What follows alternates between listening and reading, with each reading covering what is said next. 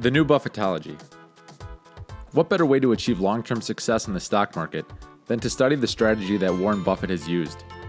Buffett, now worth over $80 billion, uses a special selective contrarian investment strategy that exploits bear markets and beaten down stocks. You see, Buffett is only interested in investing in companies that have a durable competitive advantage working in their favor, and buying them at a price that makes business sense. He won't just buy any company. He looks for ones that have a leg up on the competition. Warren realizes that he can get super rich not by playing the market, but by playing the individuals and institutions that play the market. Think of it this way. Approximately 95% of the people and institutions that make up the stock market are what he calls short-term motivated. They are led by the classic herd mentality. Rather than basing their investing strategy on research and reasoning, these individuals look to momentum stocks to make a quick buck now, not later. Now, short-sightedness when it comes to investing is never a good quality. When you go into an investment all cocky, thinking you're going to make money fast, then sell your position, what do you do when the trade goes against you? More experienced traders might be able to efficiently manage their positions, but the average Joe typically panics and sells. Then, individuals like myself buy your shares when the price has already dropped 5, 10, sometimes 20%. Ever hear of the bad news phenomenon?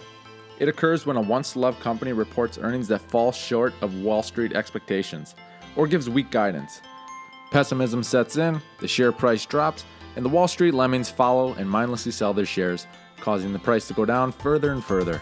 Sounds stupid, right? Well, it should, because it is stupid. When Warren Buffett was taught about the short-sightedness in the stock market, he was told to imagine that he owned and operated a wonderful little stable business, with an equal partner by the name of Mr. Market.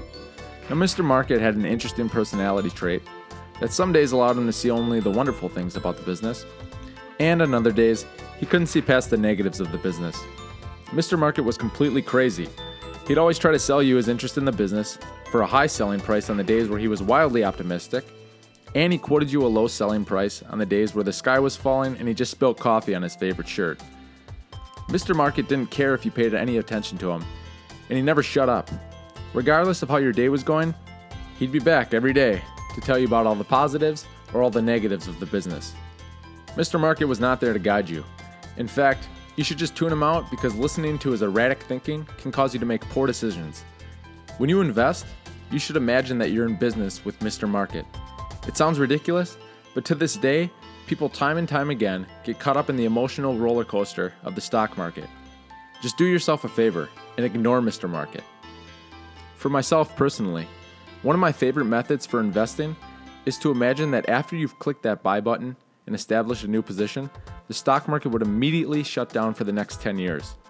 This type of thinking might make you think twice about the decisions that you make. Does the company that you plan on buying shares in have a competitive edge that will allow it to dominate an industry for the next decade? If yes, go ahead and buy. But if it doesn't, you might want to think twice. I have held shares of PepsiCo for my entire life and never once doubted the strength of the company's business model or its ability to adapt to the demands of the consumer. And the shares are up 1,400% from their initial purchase price. And I sleep really good. On the contrary, the same cannot be said for companies like GoPro and Fitbit. They were two of the first companies to provide wearable technology. However, both were squeezed and saw their operating margins rapidly decline when more established competitors such as Apple and Garmin entered the game. Understand what you're buying and just be real with yourself. Remember, don't let crazy Mr. Market dictate when you're buying and when you're selling. When a high-quality position has dropped 10 to 20%, but the long-term investment thesis still appears to be intact, more than likely, you've got a deal on your hands.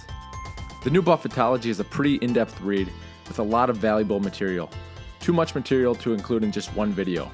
I'll be covering this book in 2 parts, so remember to watch the next video which breaks down the types of companies that we want to own, as well as Warren Buffett's stock screening checklist. Thank you for watching, and please hit that subscribe button.